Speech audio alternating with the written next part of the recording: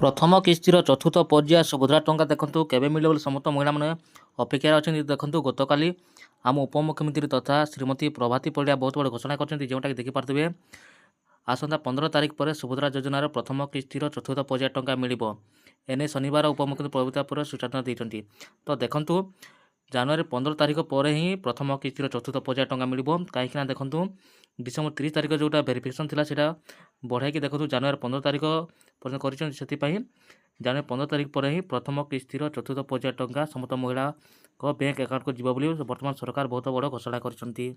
ପ୍ରଥମ କିସ୍ତିର ଚତୁର୍ଥ ପର୍ଯ୍ୟାୟ ସୁଭଦ୍ରା ଟଙ୍କା ଦେଖନ୍ତୁ କେବେ ମିଳିବ ବୋଲି ସମସ୍ତ ମହିଳାମାନେ ଅପେକ୍ଷାରେ ଅଛନ୍ତି। ଦେଖନ୍ତୁ ଗତକାଲି ଆମ ଉପମୁଖ୍ୟମନ୍ତ୍ରୀ ତଥା ଶ୍ରୀମତୀ ପ୍ରଭାତୀ ପରିଡ଼ା ବହୁତ ବଡ଼ ଘୋଷଣା କରିଛନ୍ତି, ଯେଉଁଟାକି ଦେଖିପାରୁଥିବେ ଆସନ୍ତା 15 ତାରିଖ ପରେ ସୁଭଦ୍ରା ଯୋଜନାର ପ୍ରଥମ କିସ୍ତିର ଚତୁର୍ଥ ପର୍ଯ୍ୟାୟ ଟଙ୍କା ମିଳିବ। ଏନେଇ ଶନିବାର ଉପମୁଖ୍ୟମନ୍ତ୍ରୀ ପ୍ରଭାତୀ ପରିଡ଼ା ସୂଚନା ଦେଇଛନ୍ତି। ତ ଦେଖନ୍ତୁ ଜାନୁଆରୀ 15 ତାରିଖ ପରେ ହିଁ ପ୍ରଥମ କିସ୍ତିର ଚତୁର୍ଥ ପର୍ଯ୍ୟାୟ ଟଙ୍କା ମିଳିବ। କାହିଁକିନା ଦେଖନ୍ତୁ ଡିସେମ୍ବର 30 ତାରିଖ ଯେଉଁଟା ଭେରିଫିକେସନ୍ ଥିଲା ସେଇଟା ବଢ଼ାଇକି ଦେଖନ୍ତୁ ଜାନୁଆରୀ 15 ତାରିଖ ପର୍ଯ୍ୟନ୍ତ କରିଛନ୍ତି। ସେଥିପାଇଁ ଜାନୁଆରୀ 15 ତାରିଖ ପରେ ହିଁ ପ୍ରଥମ କିସ୍ତିର ଚତୁର୍ଥ ପର୍ଯ୍ୟାୟ ଟଙ୍କା ସମସ୍ତ ମହିଳାଙ୍କ ବ୍ୟାଙ୍କ ଆକାଉଣ୍ଟକୁ ଯିବ ବୋଲି ବର୍ତ୍ତମାନ ସରକାର ବହୁତ ବଡ଼ ଘୋଷଣା କରିଛନ୍ତି।